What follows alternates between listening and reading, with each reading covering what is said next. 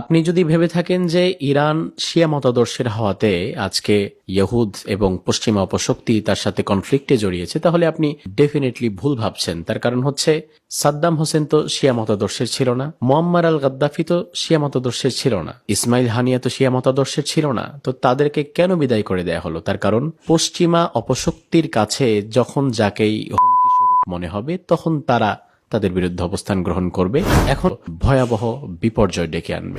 আরেকটা বিষয় আমাদের মাথায় রাখা দরকার, সেটা হচ্ছে মিডল ইস্টে আমাদের সবচেয়ে বেশি প্রবাসী বাংলাদেশি ভাইয়েরা আছে, যারা কাতার, কুয়েত, বাহরাইন, আরব আমিরাত, ওমান, সৌদি আরব, বিভিন্ন দেশে তারা কাজ করছে। এই মুহূর্তে মিডল ইস্টের যে অবস্থা, তাতে আমাদের প্রবাসী ভাইয়েরা হুমকির মুখে আছে। আমাদের কথা হচ্ছে আমরা যুদ্ধ নয়, শান্তি চাই। পৃথিবীতে ইহুদ এবং পশ্চিম অপশক্তি যতদিন পর্যন্ত টিকে থাকবে ততদিন পর্যন্ত গোটা পৃথিবীতে কোনোদিন প্রপারলি কনফ্লিক্ট বন্ধ হবে না। বর্তমান বিশ্ব পরিস্থিতি নিয়ে আমাদের সংক্ষিপ্ত এই বিশ্লেষণটি পরিপূর্ণ শুনে আপনি এরপরে আপনার মন্তব্য করবেন ইনশাআল্লাহ তাআলা।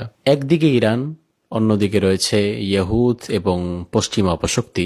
প্রথমেই আমাদের যে বিষয়টি খুব ভালো করে বুঝতে হবে সেটি হচ্ছে আমরা কার পক্ষ গ্রহণ করব। তার কারণ অনেকেই প্রশ্ন করেন যে ইরান তো শিয়া মতাদর্শের, একজন মুসলমান সর্বদা মাজলুমের পক্ষে অবস্থান নেবে। সাপোজ দুই কুফফার শক্তি যদি কোনোদিন লড়াই লিপ্ত হয়, তাহলে আমরা স্বাভাবিকত যিনি মাজলুম তার পক্ষে অবস্থান গ্রহণ করব এবং জালিমের বিরুদ্ধাচারণ করব। জালিম যদি মুসলিমও হয় তবুও আমি সেই মুসলিম জালিমের পক্ষে দাঁড়াতে পারবো না। বর্তমান প্রেক্ষাপটে ইরান কি আধিপত্যবাদী আমেরিকার কাছে মাজলুম নয়? শিয়া সুন্নি মতপার্থক্যে আমরা যাব না। তার কারণ হচ্ছে আজকে ইরানের সাথে যে কনফ্লিক্টের জায়গাটা, এটা কিন্তু তার শিয়া মতাদর্শকে কেন্দ্র করে নয়, বরং কনফ্লিক্টের জায়গাটা হচ্ছে ইরান একটি মুসলিম কান্ট্রি, সেটা যেই মতাদর্শের হোক না কেন। আর সেন্ট্রাল কনফ্লিক্টের জায়গাটা হচ্ছে ইরান সে আধিপত্যবাদ এবং ইহুদ বিরোধী। ইহুদ এবং আধিপত্যবাদ পশ্চিমাদের যত ক্ষতি ইরান করতে পেরেছে তত ক্ষতি অন্য কোনো মুসলিম কান্ট্রি করতে পারেনি।